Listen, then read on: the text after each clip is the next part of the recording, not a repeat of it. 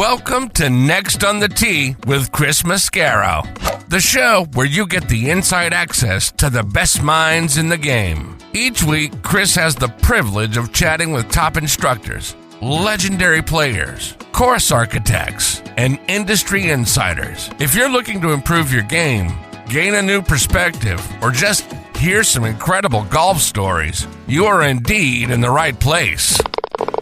You see, Chris, let me tell you something. I haven't spoken to a press man in my life that is knowledgeable, seriously, as you are.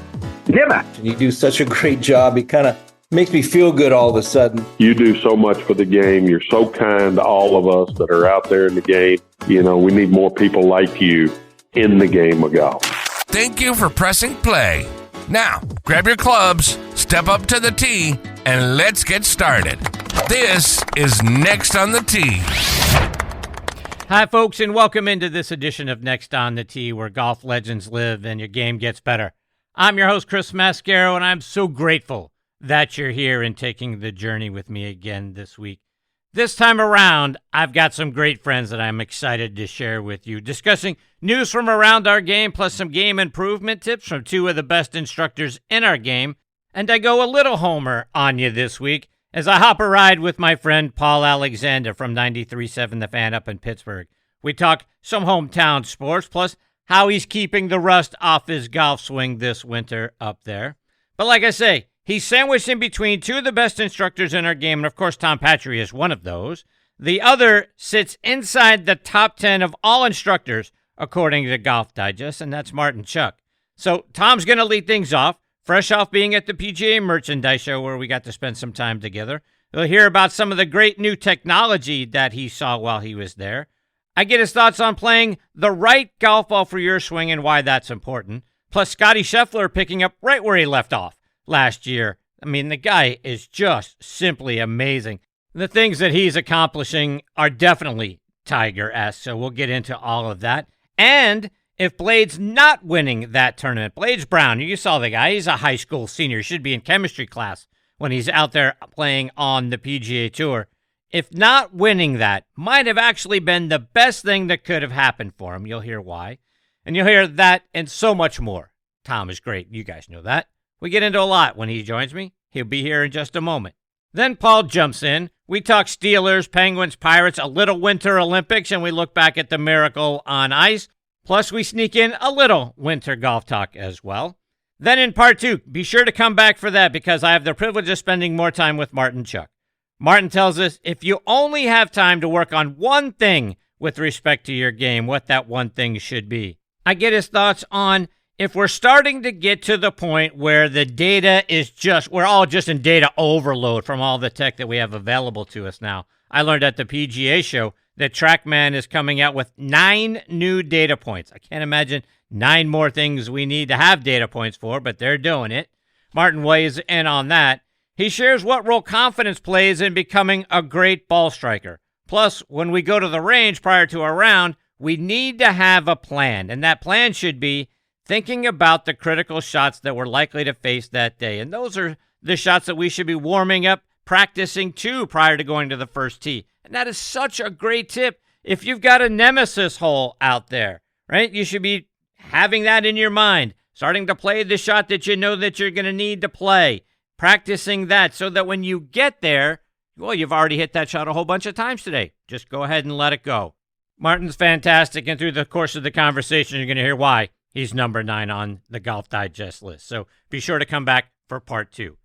Folks, I don't have a good show in store for you this week. I've got a great one. So thank you again for pressing play and being a part of the journey with me again this week. Okay, but before we get into all of that, I want to start off by giving a shout out to my great friends over at the Trib.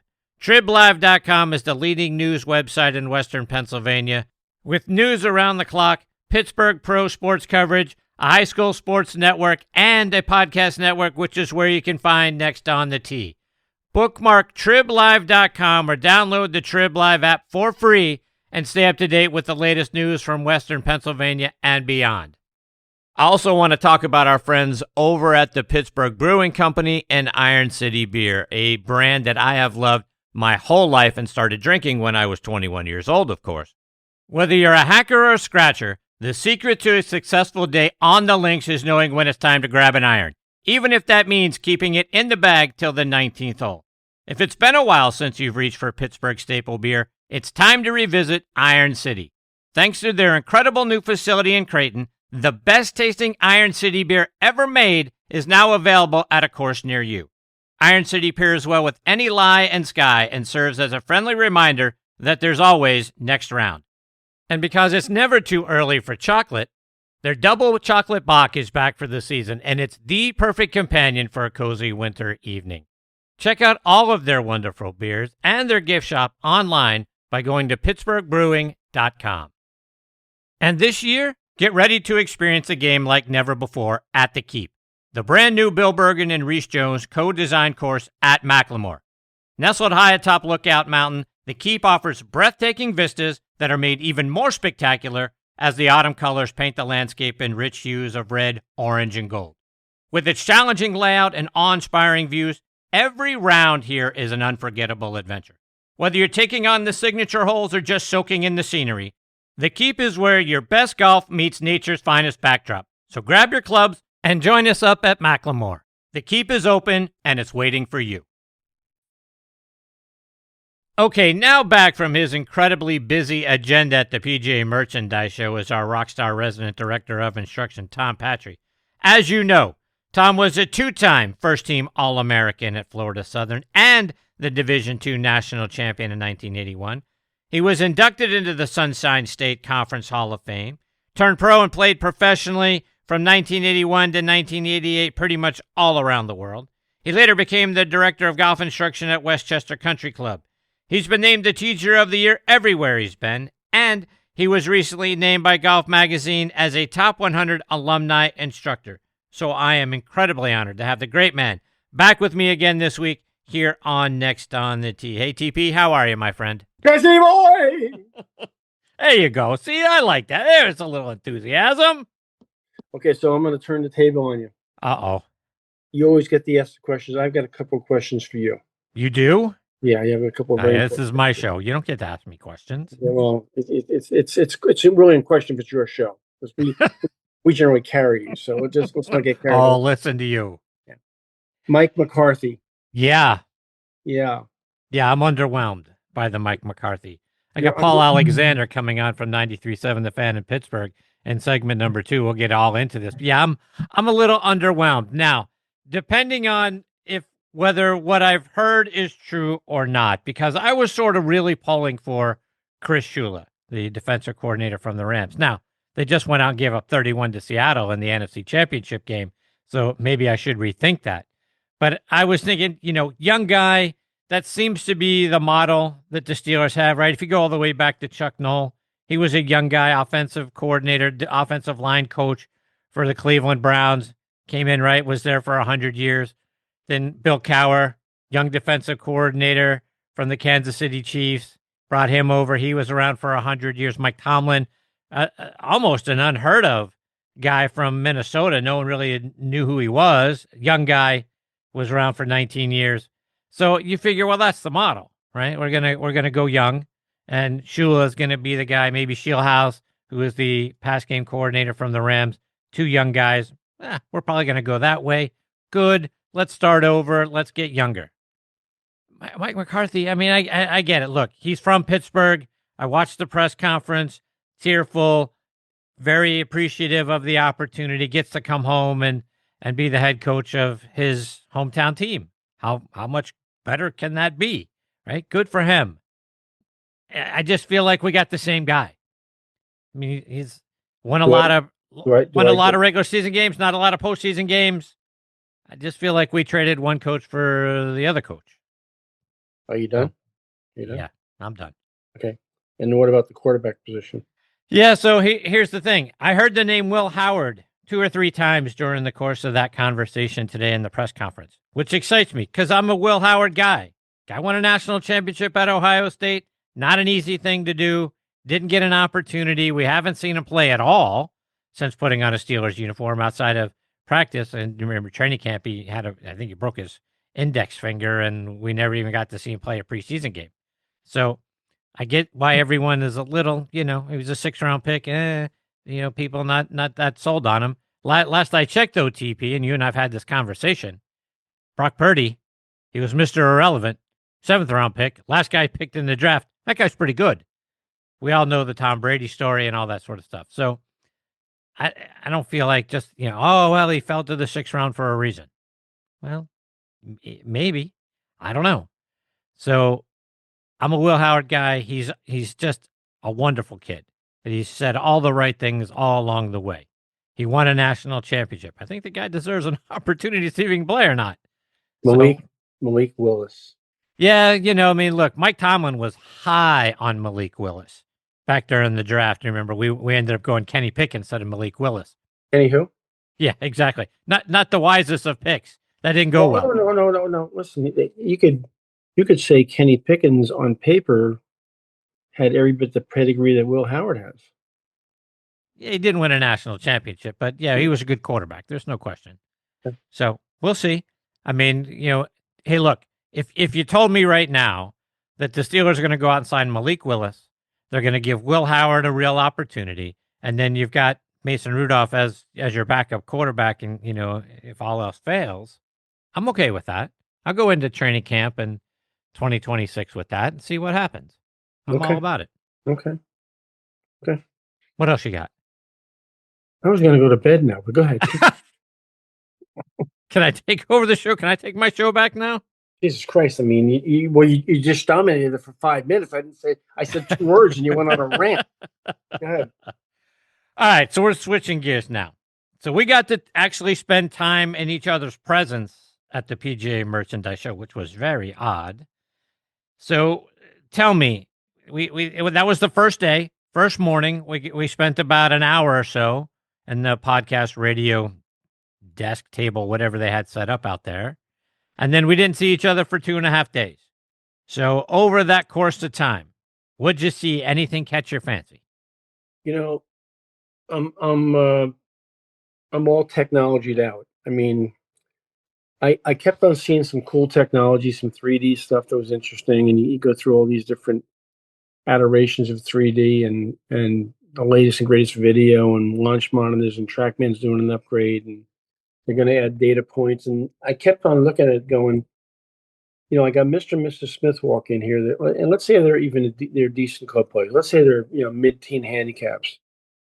How much can they absorb in an hour golf lesson? How much can I throw at them, without crippling them? You turn on TrackMan and you put more than 2 data points up, and you run some video, and their head, if you're not careful, their head is spinning, right? So now I'm going to add 3D to that. I don't think so. So I keep on wanting to do that and wanting to do more in the Bay and in the Learning Center. And then I look at the cost. I think about who's the average person taking a lesson at the club level, who's the majority of the people that, listen, I teach some good college players. I teach a couple good mini tour players. Every once in a while, a tour player drops by. But listen, most of my career right now is serving my membership and my non-members who happen to be loyal to me. How much can I throw at them that they can really absorb and really not choke themselves to death? So at the end of the day, after looking at a bunch of that stuff, which was really cool and I really like, and it really interests me, and I think it'd be fun to have, I don't know who I would use it with and how much I would really use it. For Mr. and Mrs. average golfer who wants to get better and wants to understand a little bit more about their golf swing. So yeah, let's take that a step further, Tom, because to your point, and I think we both spent time independently with the guys over at TrackMan, they've got more data points that they're going to come out with this year. I want to say 9 more data points that they're going to share with us. And to your point about flight scope and body tracking, all that kind of stuff. I mean, at some point, doesn't it just become noise? I mean, it's hard enough to understand what smash factor is on a day-to-day basis, let alone coming up with 9 new things. Right. So when I give a golf lesson in the Bay to one of my members, the most data points I have up on the screen at one time, the most I have up at one time is 4. And generally, there's a lot of redundancy there. And I'm not trying to bore anybody, but I always have face and path up. I might put a smash factor up there, and I might put maybe the fourth one might be an angle of attack or, something like that. And they have a big time at times confusion or understanding the relationship of face path and how the ball flies and where it goes. So listen, right now we can put 27 data points up. I've never put up more than 4 during a golf lesson. Never. Um, and that, by the way, that includes my really advanced players, because I keep on saying to people, Chris, the golf swing takes about 2 seconds from start to finish. How many things can you think about in 2 seconds and hit a golf shot? And how many do you want them to think about, right? In 2 seconds and hit a golf shot. So you're going to come up with 9 more data points. We're going to go from 27 to 36, and I'm still going to put 4 up on the screen. During our conversation at the show, you talked about how the golf ball is the one consistent thing that's there on every shot. And I think one of the big mistakes that many amateurs like me make is we choose the wrong golf ball. We choose a golf ball that we see the guys out on tour play. You're a Rory McIlroy fan, you're playing a TP5. You're a Scotty Scheffler guy, you're playing a Pro V1. And we think, hey, those guys are playing those golf balls. Those must be the best. But what we fail to consider is those guys compress the golf ball way more than we do. They have faster swing speeds than we do. But those are the balls we see on tour. Those are the most expensive ones. They must be the best. Would we be better off if we've got, a normal swing speed? Look, my swing speed on my driver is in the low 90s. I mean, we think, well, that golf ball right there is only $30 a dozen. It can't be any good. A lower compression golf ball, one that spins less. Are we constantly making a really bad choice when we go to buy our golf balls? Well, first of all, let's back up a little bit. So the first thing that matters more than the golf ball and anything else is hitting it in the center of the club face. And most of our friends out there, most of the people that come to a lesson with TP at Twin Eagles, we can quantify that they don't hit it in the middle of the club face. So it doesn't matter if you got a marshmallow or a rock. If you can't hit it in the middle of the club face, it's not going to matter a whole lot what you're playing. So let's then assume you can, a reasonable amount of time, hit it in the middle of the club face. Independent testing, and I'm a Titleist guy, you know that, and I'm gonna go there right now. Independent test, and we have I think 7 golf balls in our line right now. 7 different golf balls that supposedly are doing different things. And all the testing we do, no matter what the skill level, shows that the Pro V outperforms everything else in the line. Now, I have Mr. Smith come in and tell me, hey, the velocity feels so much better to me than the Pro V1. And I'm saying to myself, I think I'm a little bit better than Mr. Smith, and I hit a velocity and I hit a Pro V1. And if you took the markings off of it and I didn't know what it was, I'm not sure I could tell the difference by feel. So I think Mr. Smith is full of shit personally. Okay. And the only way to really determine what's best for you is to test the golf ball. Now we can do that. We can do that using TrackMan. We can quantify certain things to go on off the face of a club, like carry, like height, like total, like spin rates. We can test golf balls using TrackMan. Does anybody do that? No, they read some literature or they watch a TV ad, or like you said, Rory plays it, or Scotty plays it, or Tiger plays it, or Billy Horschel plays it. So I'm going to play that ball because I like them. That's how most of your fans out there make those decisions, which is obviously the wrong way to make that decision. Switching gears a little bit to, speaking of the PGA Tour and Scotty Scheffler, and we'll get into his win in just a moment. But Tom, you and I were talking, the golf world was captivated for a few days by an 18-year-old by the name of Blades Brown, who was tied for the lead going into the final round this past weekend, ultimately finished tied for 18th after a final round 74. But he was in the last group alongside of Scotty and Siwoo Kim. Talk about what you saw from this young man. Well, let's keep in mind that Blades Brown right now, if he wasn't on the PGA Tour, would be a senior in high school. Let's just Let's just start with that. I mean, I want people out there listening to really think about that for a second. If he wasn't playing in the last round, Scotty Scheffler and Siwoo, he would be a high school senior in Tennessee somewhere. A high school senior, right? Not a college player, not a Corn Ferry guy. He'd be a high school senior. So that in itself is pretty unbelievable. And although he played wonderful golf for 3 days and had a tough day on Sunday, it's not the first time in a professional event this kid has popped his head up and been around the lead. He's played some really good Corn Ferry golf already. He's shot some really good consecutive numbers, and I say that in purpose, consecutive numbers. He's not scared, obviously, to go low, and I don't think people understand how hard that is, when you get on a roll to keep it going. But he's not, I think on the 60 round, he birdied the first 7 holes in a row. I mean, they think about the score, but if you go back to the scorecard, got an amazing roll start in that round. I don't think it's the last time we hear about Blades Brown. I really don't.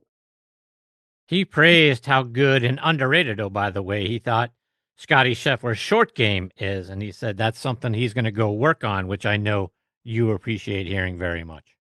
Yeah, I mean, I think that, listen, he can't have too bad of a putting stroke if he shot 60, right? So he's holding some putts. And he can't have a really not so good short game if he's playing golf on the professional level. I don't care if it's Corn Ferry PGA Tour. Can it get better?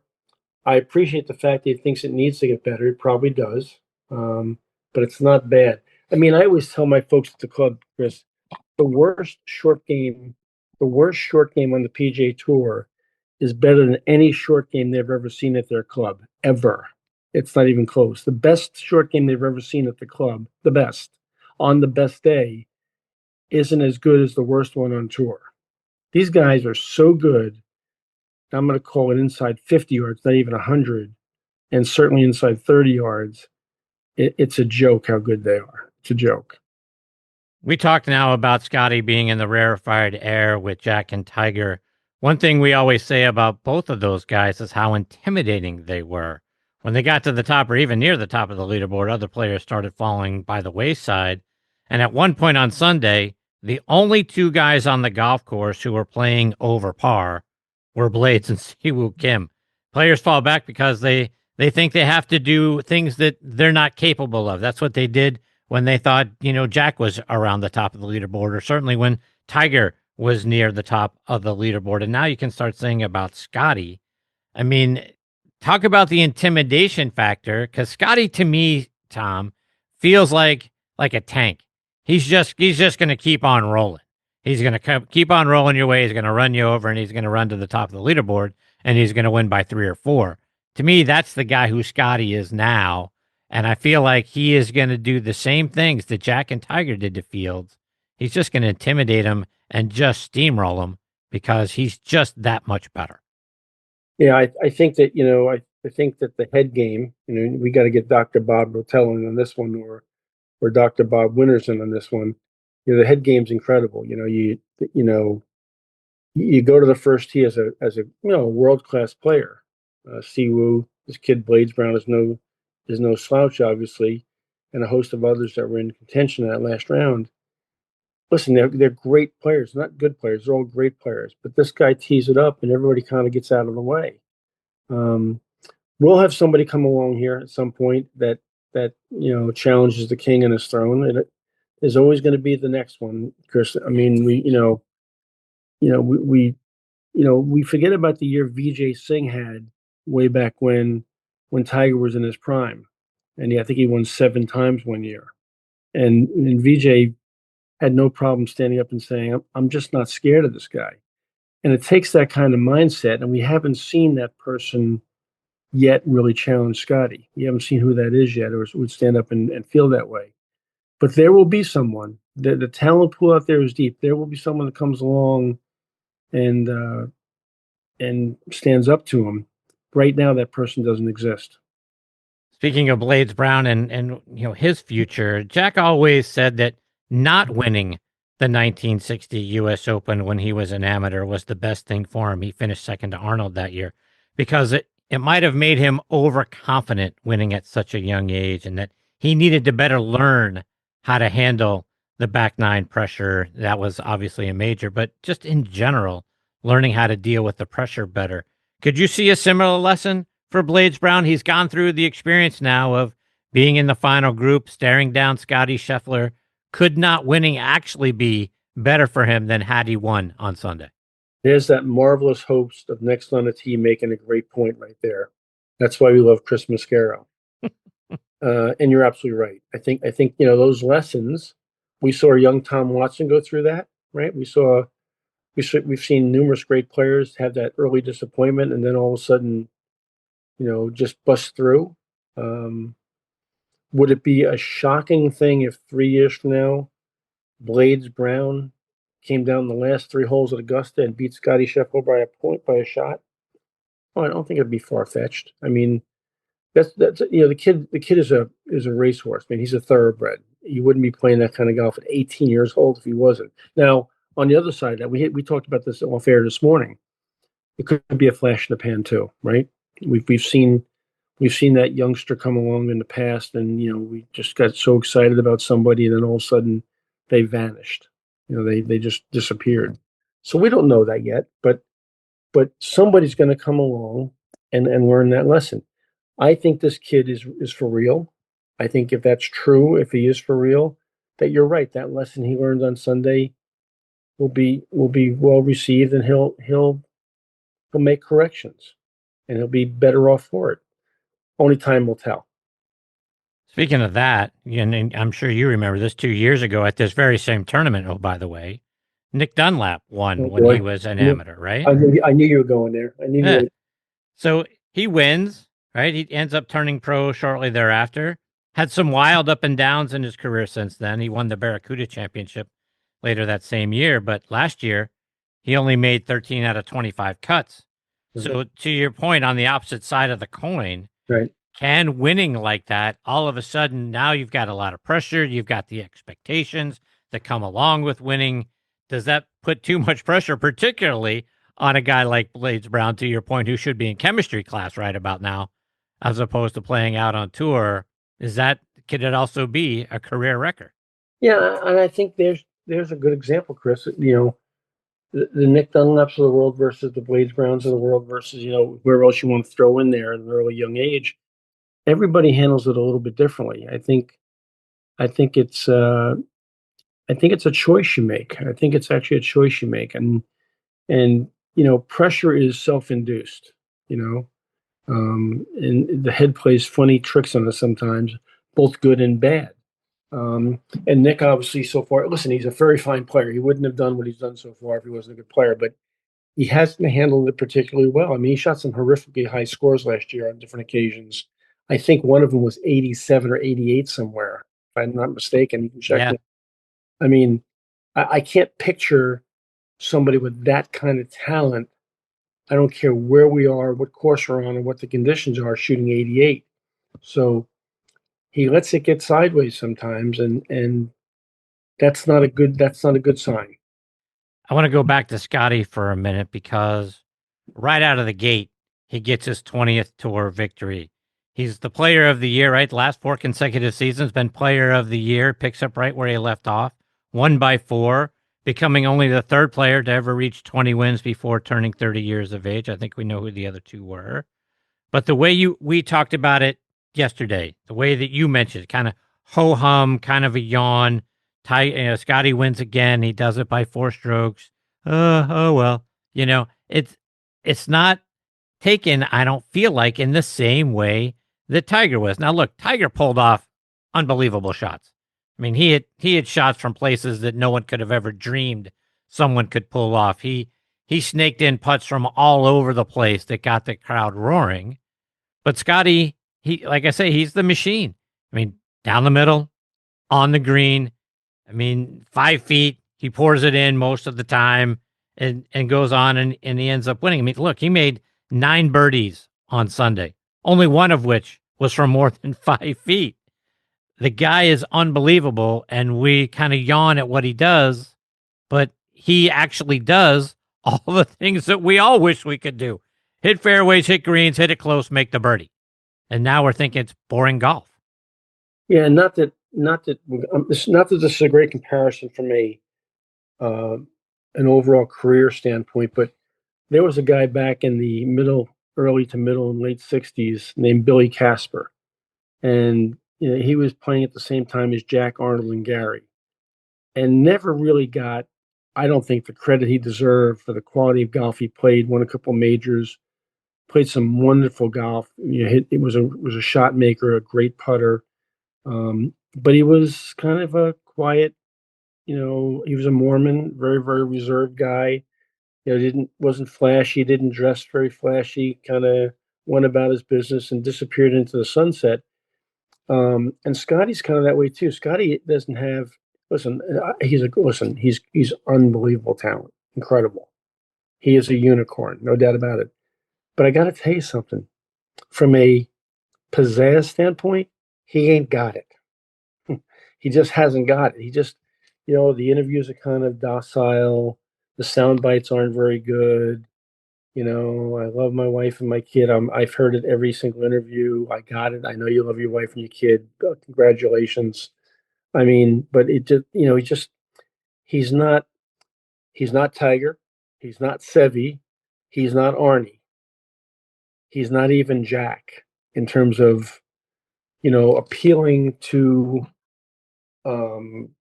being, he is the face of the PGA Tour, but it just feels like the lights are dim. They're never really very bright, if that makes any sense. Yeah, I get what you're saying. And to your point, Billy Casper was a big family man, lots of kids, but Right. just a huge family man. And that's where it feels like Scotty is trending.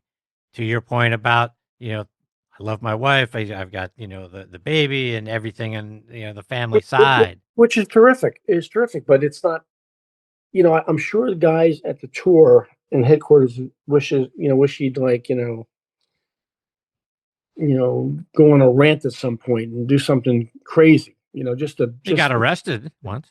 Well, yeah, that was poor Does that count? Poor bastard. He didn't deserve that at all, did he? That was not exactly what we're looking for, and wasn't his fault. But you know what I'm saying. It's just not very exciting. As much as we all want, I think we want the hero and the villain, and if we did have a villain, Scotty wouldn't be confrontational with the villain. He just wouldn't. He wouldn't mix it up. It wouldn't be, we all enjoyed the Phil and the Tiger times, right? When they kind of went at it with each other, both on and off the golf course, through sound bites. We enjoyed that. There was a period of time when Jack and Arnie had a little bit of that. But we don't have that right now on tour. We don't have a really dynamic hero. We have a hero. He's good, but he's not very dynamic. And we don't have a villain right now. So the marketing aspect is tough. So what you're saying is we need Patrick Reed to come back over on the PGA Tour so that we can have the yin and the yang. How easy is it to hate Patrick Reed? It's pretty easy, right? We know what he is. Okay. Yep. But I don't know if Scotty would even react. If Patrick Reed went at Scotty Scheffler verbally on the soundbite, I don't think Scotty would go back at him. I don't think it's just not in him. I don't think that's who he is, and good for him. But that's just not who he is. Yeah. Speaking of guys coming back to the PGA Tour, Brooks Koepka makes his return. How do you feel about what they did to allow that little window for guys that played and won at 2022 or beyond, for the handful, 3 guys that opened the window for? How do you feel about them opening that door if they take a little money out of their wallet and give it to charity? Well, they did more than take money out of his wallet. Let's be fair. They took $5 million and asked them to go to charity, which they haven't really said where exactly it's going yet. But then they cut him out of the equities thing too, which is going to be a big number over the next 5 years. Mm-hmm. It could turn into somewhere between 50 and 85 million, 50 low, 85 high. So there's a substantial punishment there. And now, listen, we know he got paid a bunch of money to go over there, but he's going to give up for 5 years a pretty strong equity stake in a tour during, let's face it, he's not on the front line of his career anymore. So those next 5 years are really pretty important earning years for him. I'm sure he's glad to be back. I don't think he ever really felt good about going in the first place. I'm surprised when that window was open. I think it really surprised me, Chris, when that window was open, that nobody else nibbled on it at all. No Cam Smith, no John Rahm, no Dustin Johnson. All would have been in the same category of major champions, and none of those guys nibbled at all. Yeah, of those guys, I thought Cam Smith might be the one that would think. Now we've also heard that John Rahm, right, may have had some buyer's remorse, so you could argue that too. But Cam Smith has largely disappeared from the world of golf ever since he went over there. John Rahm obviously is their best player. He continues to win and do all those things over there. So maybe it's not such a big deal for Rahm because he knows he's going to be in the majors for quite a long time. Yeah, Chris, but if you saw it, Cam Smith came out and made a statement and said, "I'm perfectly happy where I am." Oh, is that right? No, I did not see that. Yeah, which I was like, really? I mean, you went from being, on the cusp of being a top 3 or 4 player in the world to being irrelevant right now. Really irrelevant. Didn't nibble at all.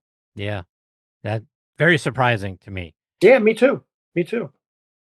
Tom, before I let you go, remind our listeners again how they can stay up to date with all the great things that you're out there doing, whether they're following you on your myriad of Instagram accounts or on your YouTube page or on your website. Chrissy, I'm almost laughing. I'm going to say this. I'm now on TikTok also. You're what?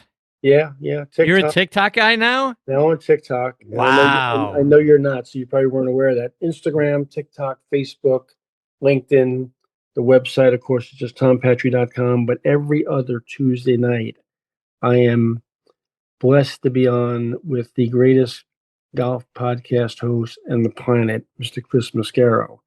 And although you didn't go into much detail, the time we spent at the show, and we had Frank Darby drop by in that recording, that was a lot of fun. Now, I enjoyed the face-to-face back and forth banter. That was a lot of fun, and I feel privileged to be on here with you on this show. Thank you very much. You're the best, my friend. I can't thank you enough for all you mean to me and you mean to this show. You're just the very best in everything that you do. I'm thankful for you, grateful every time you join me in our conversations off the air as well. I look forward to 2 weeks from now when you're back a part of this, and when we talk probably tomorrow morning. Tell that Martin Shuck I said hi. I will absolutely do that. Give my best to Mrs. Patri too, by the way. Bye, buddy. I appreciate it. See you, Tom. That is the great Tom Patri, folks. They just don't get better than that guy. Look, we had an opportunity to spend some time. Like I say, it was kind of odd sitting next to Tom doing the show down at the PGA Merchandise Show, but great in and of itself. And then to his point, when we had someone like the great Frank Darby come by and then jump into the conversation, you guys will hear it. I've got a lot of content that I'm getting ready to put together, got to edit it up. There's a lot of background noise, unfortunately, when you're out there on the main floor. And by main floor, I mean we were kind of outside of one of the entrances and exit doors, but then in kind of one of the big walkways. We had all of that and had an opportunity to spend some time and chat about a lot of things that we saw there or we're going to see there. But then, like I say, Frank jumped in and had a great conversation about the Ryder Cup and things of that nature. And like I say, lots of other people had an opportunity right after that. You'll get the full lineup. You'll hear it. But Tom Patri is just the gem, my friends. Getting that opportunity to spend some time just even talking golf when you're there, not on the show, no mic around, those sorts of things. And like he says, we do it a lot in the mornings as well. But like I say, I couldn't be more grateful to one single individual than I am to Tom Patri. We'll get him back on the show, of course, in a couple of weeks.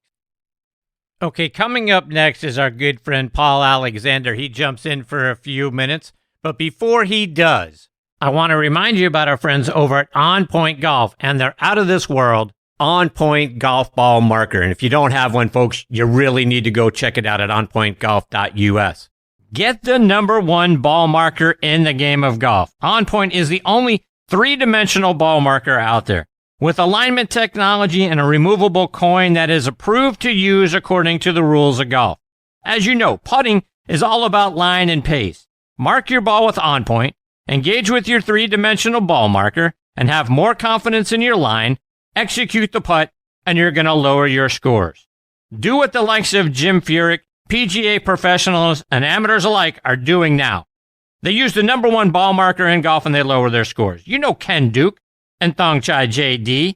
They won for the first time on the PGA Tour in 2023, and they were using an OnPoint ball marker.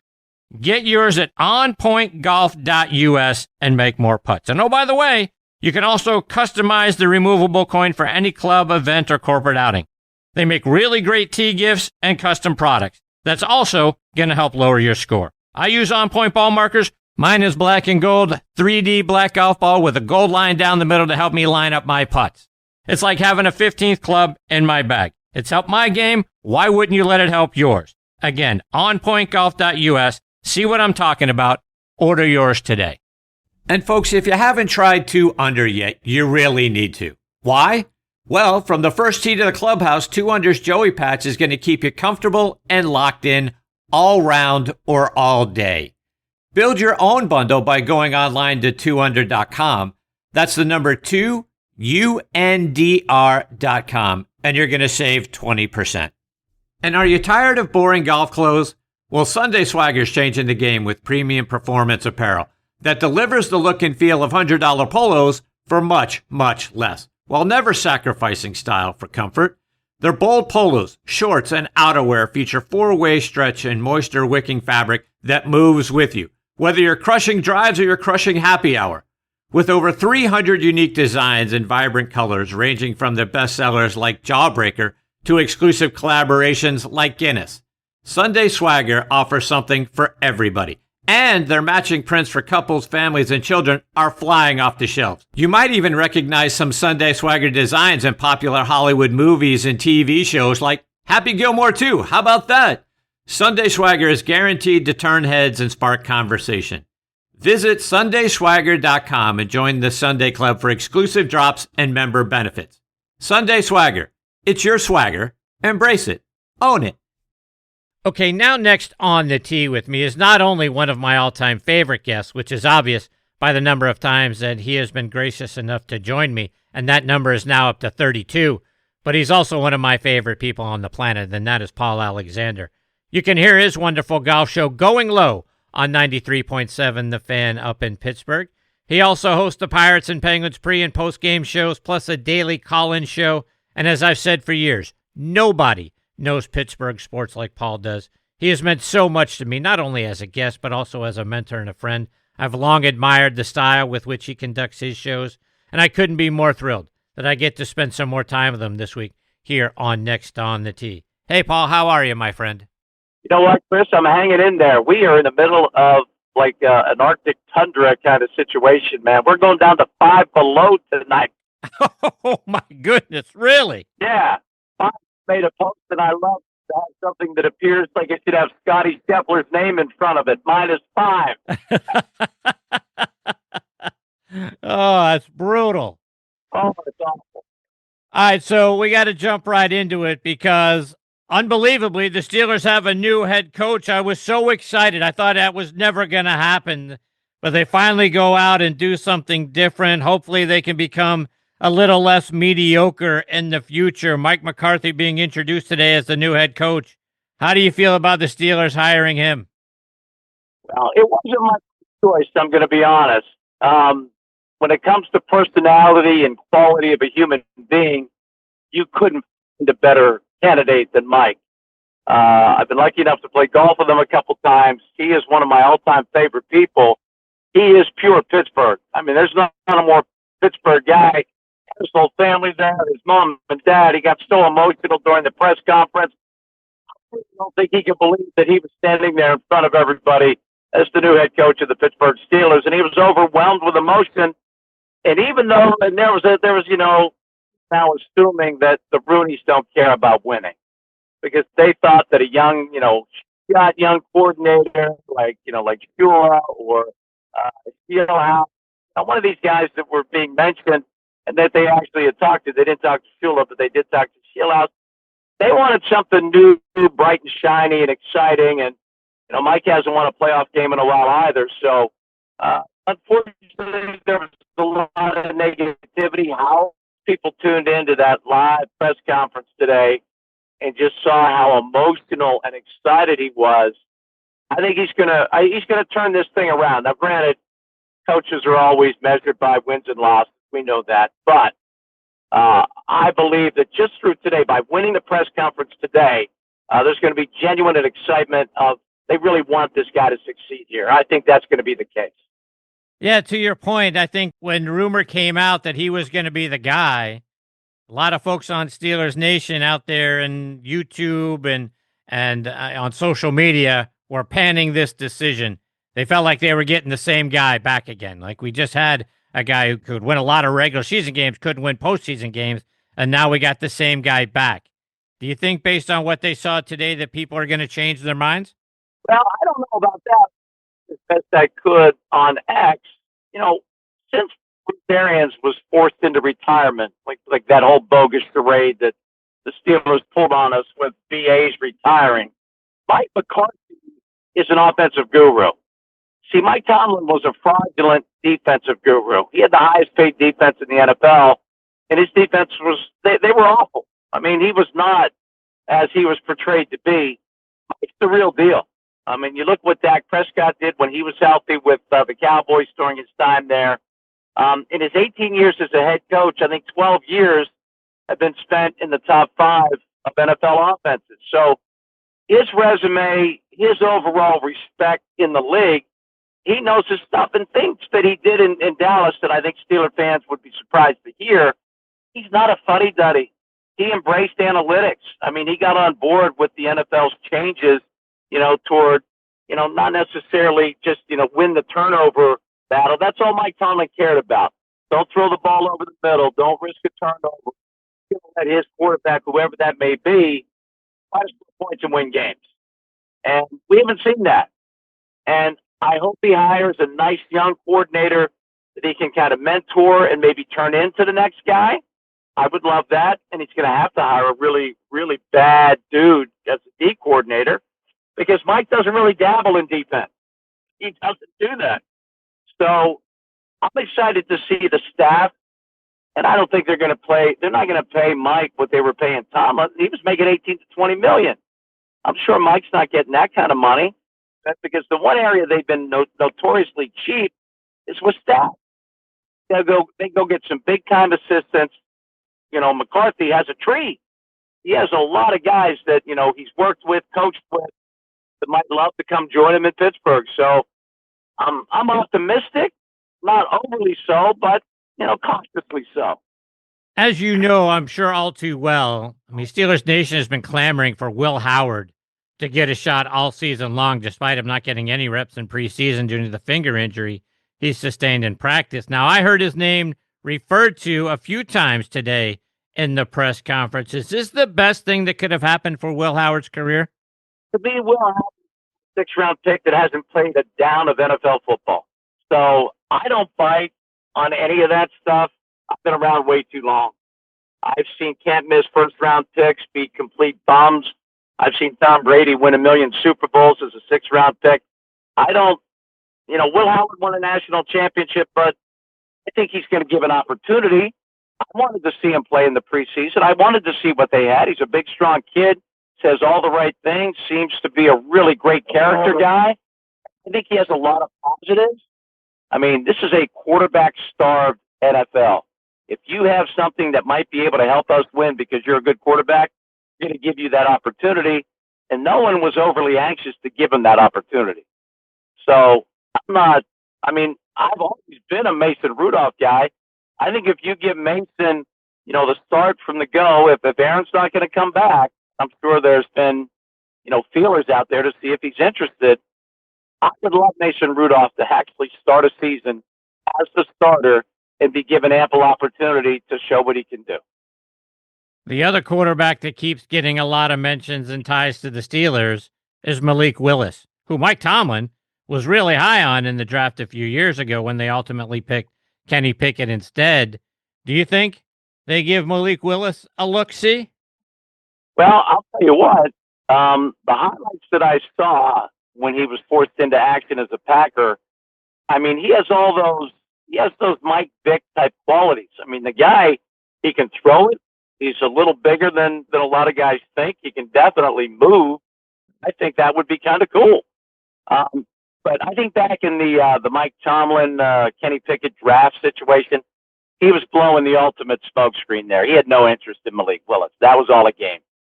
Their big need over the last couple of seasons, of course, has been at wide receiver, too. For some inexplicable reason, Omar Khan didn't get him one either of the last 2 seasons. Is that where you think the Steelers got to go in the first round now, or do you think that if they don't end up bringing in a Malik Willis, could you see them reaching for another quarterback in the first round? No, because you use the word that I don't like when it comes to quarterbacks. I don't think you reach. Yeah. So, no, I don't think there's a quarterback in this draft that, what you maybe want to do is build so that a quarterback maybe next year or even the year after, would come in and, have a roster ready. Like when Ben came in, when Tommy Maddox went down and Ben got the opportunity to get in there, they kept it very simple for him. They let him come along very slowly, but they had a Super Bowl team around him. I don't think they'll be able to build that type of roster that quickly, but my intention would be, if I were the Steelers, let's get a roster ready for that. When we get the quarterback that is maybe our next franchise quarterback, we have a good roster for him so he can actually go to the position. Kenneth Gainwell was the team MVP this year. He's a free agent now. He had only been on a 1-year, $1.79 million contract. Do you expect them to up the ante and go back and try to bring him back for next season? Certainly hope so. I mean, he earned that MVP. He was clearly a plus to that Steelers offense. And I think that Aaron Rodgers loved him. I mean, he turned the whole season around with that unbelievable catch and touchdown. That was, kind of got a little people here. Hey, this team might be able to go somewhere. And then we realized, no, it's Mike Tomlin in a playoff game. And that came to a really screeching halt. But there were some illusions of grandeur there for a moment. But I would think, unless he gets overpaid somewhere, which he might, I think the Steelers would be silly not to go after him. So did he finally exercise the curse of number 14 with the Steelers after Neil O'Donnell, Lima Sweet, and Sammy Coates? Say he did a very nice job of bringing some nice feel to that number. I think there's no question about that. Switching gears over to the Penguins, Paul, this is a team that I think is much better than anybody anticipated. They got off to a nice hot start, but I think people were still skeptical, thought they'd fall back hard to earth. Nobody expected them to be second right now in the Metropolitan Division, tied for 4th in the conference. They've gotten some really solid actual goalie play over the last couple of dozen games. How do you feel about the Penguins and their opportunity the rest of the season? They did have their, correction, you might want to call it, but right now they're riding a 4-game winning streak. They have Chicago Thursday night, and they're a hot team that you don't want to play against right now. And that was Coach Sullivan's mantra. We want to be a difficult team to play against, but they actually never were. This team actually is. They're very difficult to play against. So if they could really figure out how to win a shootout, they might actually be the best team in hockey. Yeah, but I don't know if that's coming anytime soon. I mean, as great as Sid is, he's really not that good in the shootout. So they need, I would actually go out and find, even if it's some junior or someone that's just so filthy on the shootout that he's going to score. And Letang used to be that guy. Secret weapon was Marc-Andre Fleury. He was unbeatable in the shootout. So I don't know if any of these goaltenders can become that guy. I think their best hope would be if the NHL eliminates the shootout. I think that's their only chance right now. Paul, with the Winter Olympics coming up here in a few weeks, we start to get reminders and videos of the 1980 U.S. hockey team. Netflix actually has got a new documentary that's about to come out. To me, look, as much as I've loved all the Steelers Super Bowl wins and the Pirates World Series back in '79, and as a Red Sox fan, them winning in '04, to me, nothing in the history of sports ever compares to the U.S. hockey team winning over the Soviet Union and then subsequently defeating Finland to win the gold medal. Where does that rank for you? Well, I'm with you. It was pure. And getting to know, I've known Craig Patri forever. He was the legendary assistant coach. And then getting to know the man that I dubbed the professor of hockey. When Herb Brooks came in and took over the Penguins for a period of time, I was so enamored with him as just a hockey guru and an overall tough guy, great guy. And his story, and a lot of people probably don't realize it, he was the last guy cut for his Olympic year to make the U.S. team. So he knew exactly what buttons to push. He made them unite against him. He pushed them so hard. He absolutely said, we might lose 99 out of 100, but not tonight. Not tonight. And that, the movie Miracle, I mean, when that comes on, I have to watch it. Same. Because even Herb's son said that portrayal of his dad, he goes, that was my dad. That was my dad. Like it freaked him out how awesome that portrayal was. Yeah.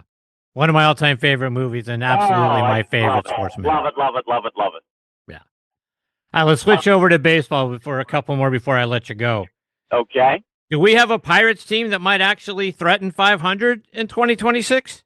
They should sniff it. I mean, the pitching out of the gate's already good enough to do that. They've added a couple of bats that aren't big bats, but they're significant bats because they're major league hitters. They did actually add a couple of major league hitters in the offseason. I would love, a veteran left-handed starter and one more bat. Please go out and get one more bat. And then I'll not only say they can be 500, they can be a wild card contending team with a left-handed starter and one more bat. I'll tell you what, the kid that they got from the Red Sox, the password, Jonathan Broxton, yes. That guy to me looks like a young Manny Ramirez. I mean, as also a Red Sox fan, I was sorry to see the kid go because I think he's got a world of potential. Yeah, he's legit. And, you have to respect what the Red Sox have always done. I think they've drafted and developed extremely well throughout the years. So, yeah, you get a nice piece from the Red Sox. It's a good piece. So what do you think was the impetus to get Bob Nutting to actually reach down into his deep pockets and finally spend a little bit of money? Well, the spotlight was shining very brightly because National League Rookie of the Year, National League Cy Young Award winner, and he doesn't mix words. He says we better do what we didn't do last off season. He has called Nutting out. Paul Stevens has such unbelievable character and credibility, and he's a generational talent already who comes out and wins Rookie of the Year, Cy Young, in consecutive seasons on a piece of crap team. Been saying 76 wins, and he's national awards. He basically just exposes the Pirates' lack of desire to put a team together. Well, I think Nutting, got the message loud and clear. Well, I'm glad he got the message loud and clear and actually did something with it and not something bogus like going out and signing Tommy Pham for, a year and $4 million. So, but you know what? The way he ended the season, all of a sudden I was like almost a Tommy Pham. Yeah. Ryan O'Hearn, though, I think is a step up from Tommy Pham. All right, so I got to ask you a golf question because this is a golf show, and I know, to your point, it's brutally cold up there, and it's been a snowy winter. But are you getting swings in a simulator? You doing anything to keep the game sharp while it's cold outside? I wouldn't say it was sharp, but we do have some nice indoor facilities around here, and my son was home for college. He's getting his MBA at Penn State. I'm going to go up and see him this weekend. But we had 2 sessions of indoor golf, but I'm not a simulator guy. I know my swing. I know how I hit the ball. And when the simulator disagrees with what I know, I get angry. Is that fair? Is that fair? That is fair. I get it. Yeah. But we do have one. It's a little further away from where I live, but we have one where it's all simulator except you hit the ball and you see the flight of the ball. It's actually into a driving range in heated bays. I need to get up there at least a couple times. Yeah. Paul, before I let you go, remind our listeners how they can stay up to date with you. How's your recovery going? It's going a little slower than I would have liked. Let me put it that way. Yeah, I didn't want to hear that. I'm sorry to hear that. Yeah, I'm frustrated too. And, I'm starting to get to the point where I figure this is just what it's going to be. So it is what it is. Okay. I am sending prayers your way that that's not the case. Wow. I appreciate you. Let our listeners know, Paul, one more time how they can stay up to date with all the great things that you're out there doing. Alexander 44 on X and 937thefan.com. I do a lot of weekend shows on the Fan and kdkradio.com. You can find me there as well. Paul, you're the best, my friend. Thank you so much for taking time out of your busy schedule to come back and be a part of the show. You're an absolute dream, my friend. Chris, it's my pleasure. You know it anytime at all, my friend. Take care, Paul. All the best to you and your family. We'll catch up soon. Sir, you take care. You too. See you, Paul. All right, bye-bye. That's the great Paul Alexander, folks. They don't come better than that guy. On social media, at PAlexander44 is where you can follow him. Again, his golf show is called Going Low. During the golf season, you can find it on 93.7 The Fan up in Pittsburgh every Saturday morning from 7 to 8 a.m. Eastern Time. Paul has been a wonderful friend and supporter to me over the years. I can't thank that guy enough for everything that he continues to mean to me and to this show prior to when he's joined me here. Always a great guest over on our football show that we used to do Thursday Night Tailgate. And like I say, nobody knows Pittsburgh sports. With all deference to Jerry Dulac, nobody is better than Paul Alexander is. Can't thank him enough. Again, kdka.com is where you can find him as well. I look forward to catching up with Paul, hopefully a little bit later on in the spring. All right, my friends, it is time for me to put a bow on this episode of Next on the Tee. My sincere thanks again to Tom Patri, Paul Alexander, and Martin Chuck for joining me this week. Scheduled to join me next time are LPGA legend Julie Inkster will be here. Can't wait to catch up with Julie. Our good friend and 2019 Champions Tour Player of the Year, Scott McCarron, will be back, as will former tour player and one of the most sought-after putting instructors, Dave Stockton Jr., will be here, and I hope you'll come back and be a part of that show with me as well. I want to thank our friends again over at Trib Live for being such wonderful partners and for hosting this show on their site.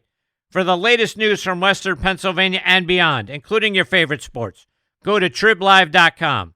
You can find this show by clicking on the sports section tab of triblive.com, and right there on the homepage of the sports section, you're going to see Next on the Tee. Or find Next on the Tee by going to podcast.triblive.com.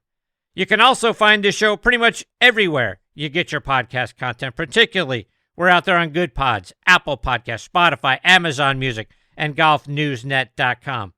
But as always, folks, my thanks go out to each and every one of you for being the greatest supporters in the history of podcasts, barring none. I am so grateful for each and every one of you. Until next time, hit 'em straight, my friends. Thanks for joining Chris again this week on Next on the Tee. We hope you enjoyed the conversations as much as we did. Please share the show with your golf buddies and be sure to follow it on Trib Live or your favorite podcast app so you never miss an episode. Thanks for pressing play and being part of the journey. We'll see you next week, right here, where the best minds in golf share their stories.